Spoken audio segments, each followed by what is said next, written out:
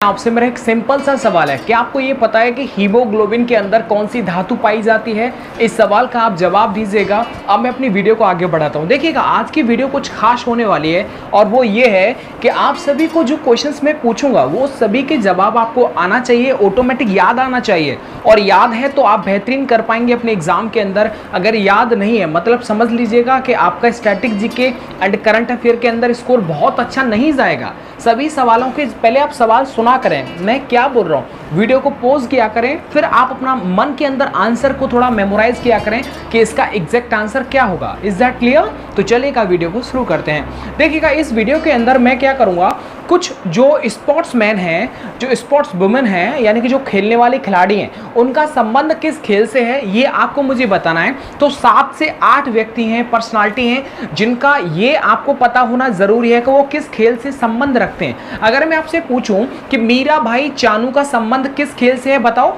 मीरा भाई चानू, याद रखना, मीरा भाई चानू का संबंध है, वेट लिफ्टर है। कौन है वो? यानी कि वजन को उठाने वाली है, वेट लिफ्टर है। समझ में आ गया? अगर मैं आपसे पूछूं कि बाईचुंग भूटिया ये किस खेल से संबंधित हैं, जल्दी से बताओ। याद आ रहा है तो ठीक बात है। इसका मतलब है कि बाईचुंग भूटिया जो है वो फुटबॉल से संबंधित हैं। और आपको पता होना चाहिए कि सिक्किम के अंदर इन्हीं के नाम पर एक स्टेडियम बनाया जा रहा है और सिक्किम के अंदर नाथुला दर्रा पाया जाता है। ये आपको याद है कि नहीं याद है?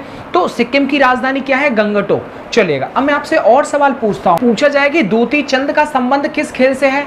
आपसे यही पूछ लिया एग्जाम में कि दूती चंद का संबंध किस खेल से है, तो बताना है वो धाबिका यानी कि एक रेसर है। अगर आपसे पूछ लिया जाए कि कर्णम मल्लेश्वरी का संबंध किससे है, तो याद होना चाहिए वो वेट लिफ्टर हैं। जैसे मैंने आपको बताया था कि मीरा भाई चानू और कर्णम मल्लेश्वरी ये दोनों जो हैं ये वेट लिफ्टर का काम करती हैं, यानी कि वजन को उठाने का काम करती है। अंडरस्टैंड? इनके स्पोर्ट्स को आपको याद होना चाहिए। पूछा जाए कि कोनेरू हम्पी का संबंध किस खेल से है, तो बताओ जल्दी से। कोनेरू हम्पी का संबंध है शतरंज, चेस से। अगर आपसे पूछा जाए कि शिव थापा का संबंध किस खेल से है, तो शिव थापा जो हैं ये मुक्केबाज हैं। क्या है? ये बॉक्सर हैं। पूछा जाए यहीं पर कि देवेंद्र झांझड़िया का संबंध किस खेल से है, तो आपको पता होना चाहिए देवेंद्र झांझड़िया जो है इनका संबंध है भाला फेंक से। क्या है? ये भाला फेंकने वाले हैं। और याद रखिए इनको 2 बार जो है वो गोल्ड पदक, इनको जो है गोल्ड अवार्ड जो है उनको मिल चुका है। कि हिमा दास जो है इनको और किस नाम से जाना जाता है, बताओ। पता होना चाहिए हिमा दास को ढींग एक्सप्रेस के नाम से जाना जाता है, क्योंकि ये एक रेसर है, ये एक धाविका है। आपको याद होगा कि असम की सरकार ने हिमा दास को डीवाईएसपी का पद इनको जो है वो दिया गया था। अगर आपसे पूछा जाए, एक और चीज मैं पूछता हूं, बजरंग पूनिया का संबंध किस खेल से, बताओ। बजरंग पूनिया का संबंध है, ये क्या है? ये क्या है आपको पता है ना? पहलवान है। क्या है बताओ? ये बजरंग पूनिया पहलवान है। कि मानिका बत्रा का संबंध किस खेल से है, बताइएगा। मानिका बत्रा क्या ये क्रिकेटर हैं या चेस खेलती हैं या फिर ये टेबल टेनिस खेलती हैं? तो याद होना चाहिए टेबल टेनिस का संबंध जो है ये मानिका बत्रा से है। तो उम्मीद करता हूं कि ये जितने भी व्यक्ति थे वो कौन कौन सा गेम खेलते हैं वो सभी आपको पता चल गया होगा। चलिएगा, अब मैं नेक्स्ट क्वेश्चन की तरफ बढ़ता हूं। याद रखिएगा, पेपर के अंदर एक अच्छा स्कोर यदि करना है ना, तो ये सारी चीजें आपको जड़ से याद होना चाहिए। आपसे पूछा जाए कि डीआरडीओ ने अभी हाल फिलहाल में ही पिनाका, आपको पता है पिनाका का सफल परीक्षण क्या है, तो क्या आप मुझे बताएंगे कि पिनाका जो है वो क्या है, जल्दी से बताओ। डीआरडीओ ने पिनाका का सफल परीक्षण किया है। मेरा सवाल है पिनाका क्या है, तो याद होना चाहिए ये एक लॉन्चिंग सिस्टम है, यानी कि मल्टी बैरल लॉन्चिंग सिस्टम है। क्या है ये बताओ? पिनाका जो है वो मल्टी बैरल लॉन्चिंग सिस्टम है, यानी कि आपको पता होगा ये 44 सेकंड के अंदर 12 रॉकेट लॉन्च कर सकती है पिनाका। अंडरस्टैंड? ये लॉन्चिंग व्हीकल है, बस लॉन्चिंग सिस्टम है। कि भारत की मिसाइल वुमेन ऑफ इंडिया किसको बोला जाता है, जल्दी बताओ। भारत की मिसाइल वुमेन ऑफ इंडिया किसको बोला जाता है, तो उनका नाम है टेसी थॉमस। क्या नाम उनका?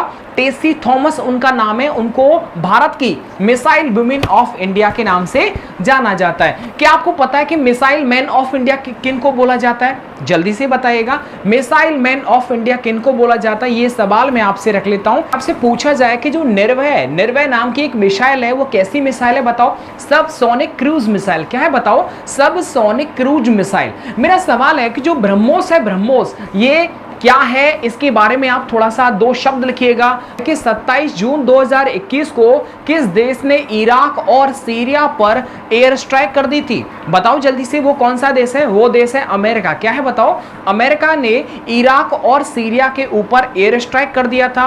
वहां पर क्या था कि ईरान के कुछ आतंकी संगठन का वहां पर जो अड्डे बने हुए थे, तो उन अड्डों के ऊपर अमेरिका ने एयर स्ट्राइक किया था। अब देखिए, आपको अगर पूछा जाए कि इराक की राजधानी क्या, बताओ? बगदाद। क्या है बताओ? इराक की जो राजधानी वो बगदाद है और ईरान की राजधानी है तेहरान। समझ में आ गया? पूछा जाए कि सीरिया की राजधानी क्या है? दमिश्क। क्या है बताओ? दमिश्क।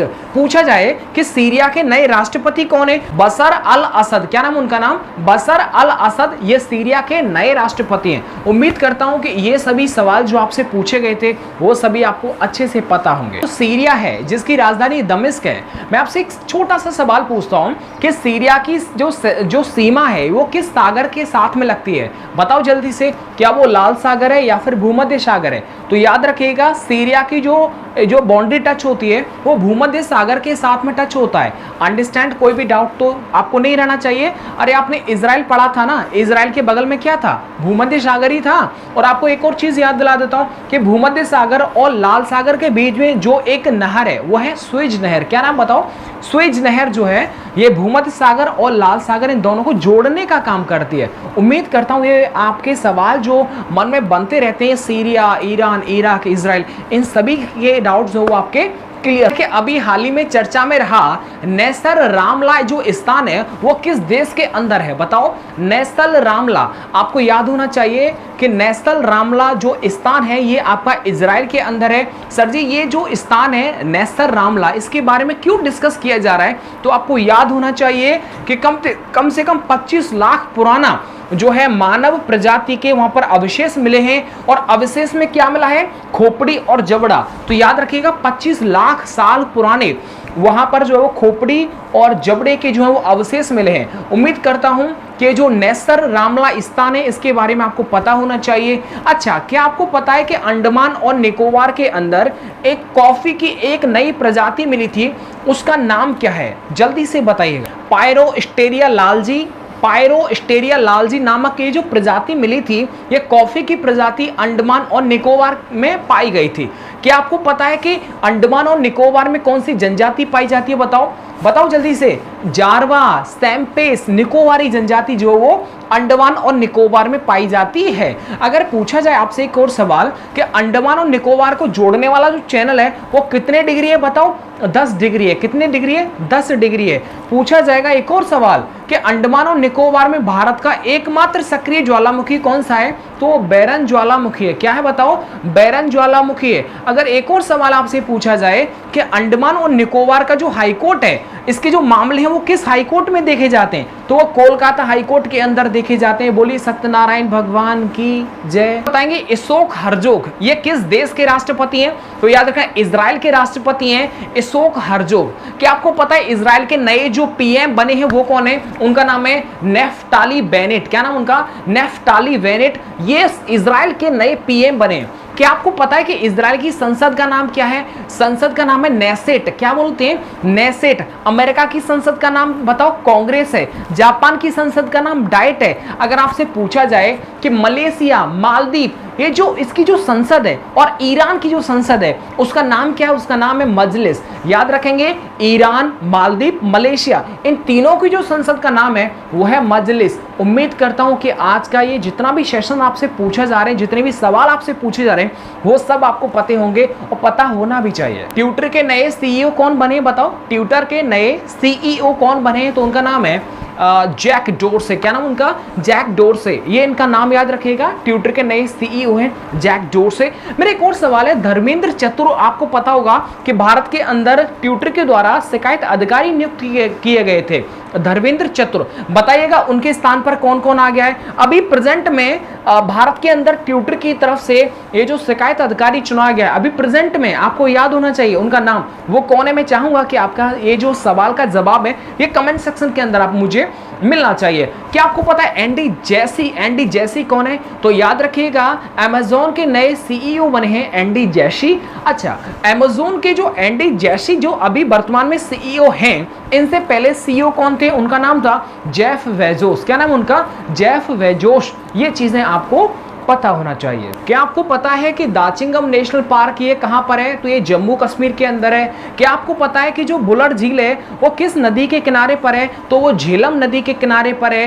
क्या आपको पता है कि लद्दाख का जो एकमात्र सबसे ऊंचा और सबसे बड़ा, जो भारत का भी है, ये सबसे ऊंचा और सबसे बड़ा जो नेशनल पार्क है जो लद्दाख के अंदर है, उसका नाम क्या है? उसका नाम है हेमिस नेशनल पार्क है। ये भारत का सबसे बड़ा है और भारत का भी सबसे ऊंचाई पर स्थित जो नेशनल पार्क है ये Hemis national park comes in Ladakh. क्या आपको ये पता है कि जो लद्दाख है इसके अंदर कितने जिले आते हैं? याद रखना, लद्दाख के अंदर 2 जिले हैं, एक लेह और कारगिल है। याद हो जाएगा, कोई डाउट तो आपके मन में नहीं है। बगलीहार परियोजना जो है ये चेनाब नदी के ऊपर है। क्या बताओ? चेनाब नदी पर बनी हुई जो परियोजना है उसका नाम है बगलीहार परियोजना। इस सवाल को आप कभी भी मत भूलिए। ऑपरेशन मेघदूत ये कब चलाया गया था? याद होना चाहिए, ऑपरेशन मेघदूत जो चलाया गया था ये 1984 के अंदर सियाचिन के क्षेत्र में। आपको पता होगा जो पाकिस्तान है इसने सोचा था कि जो सबसे हाईएस्ट, जो सबसे ऊंचा जो युद्ध क्षेत्र है संसार का वो है सियाचिन। और याद रखना, सियाचिन पर पाकिस्तान कब्जा करना चाहता था जो भारत का हिस्सा है। लेकिन ऑपरेशन मेघदूत 1984 के माध्यम से हमारे भारत ने सियाचिन पर जो अपना कब्जा कर लिया और अभी भी सियाचिन पर जो है एक बाउंड्री सी बनी हुई है। एक तरफ पाकिस्तान की सेना होती है और एक तरफ आपको याद होना चाहिए हमारे भारत की सेना होती है। अगर आपसे पूछा जाए कि संसार का सबसे ऊंचा जो युद्ध भूमि है, युद्ध क्षेत्र है, वो उसका नाम बताइएगा, तो वो है आपका सियाचिन। उम्मीद करता हूं कोई भी डाउट आपका नहीं रहना चाहिए। आपसे अगर पूछा जाए ऑपरेशन ऑल आउट का संबंध किससे है? ऑपरेशन ऑल आउट का संबंध आपको पता होना चाहिए कि जम्मू एंड कश्मीर के अंदर जो आतंकवादी हैं उन सभी का सफाया करने के लिए ऑपरेशन ऑल आउट हमारे इंडियन आर्मी के द्वारा चलाया गया है। मेरा एक लास्ट सवाल है, जाते जाते मैं एक छोटा सा सवाल पूछता हूं और उम्मीद करता हूं कि आप इस सवाल का जवाब आप मुझे देंगे कि जो बंगाल विभाजन हुआ था लॉर्ड कर्जन के समय पर, क्या आपको पता है कि बंगाल का विभाजन लॉर्ड कर्जन के समय पर हुआ था? किस सन के अंदर बंगाल विभाजन हुआ था?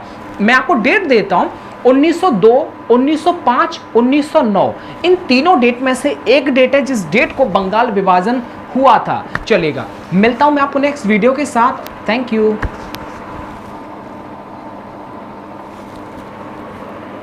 हेलो,